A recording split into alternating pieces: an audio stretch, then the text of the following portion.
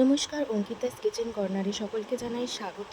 আজ আমি বানাচ্ছি সম্পূর্ণ নিরামিষ স্বাদের পনির রেসিপি। তো প্রথমে ভাজা মশলার জন্য ধনে, জিরে, শুকনো লঙ্কা, মৌরি, লবঙ্গ, এলাচ নিয়েছি। তারপর ভাজা মশলাগুলি 2 থেকে 3 মিনিট কড়াই নেড়ে নিয়ে গুঁড়ো করে নেব।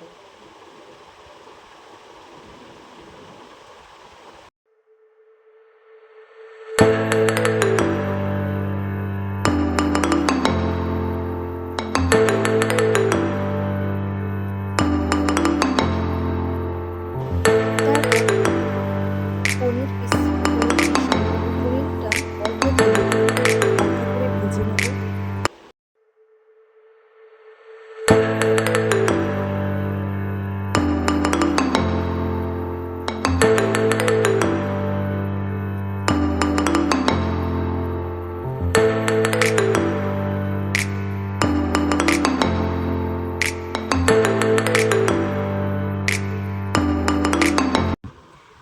পনিরটা তুলে নেবার পর এবার ভাজা তেলেই ওই পনির ভাজার তেলেতেই গোটা গরম মশলা, এলাচ, দারচিনি, লবঙ্গ, তেজপাতা, একটু অল্প জিরে দিয়ে 1 থেকে 2 মিনিট ফোড়ন দিয়ে দেবো।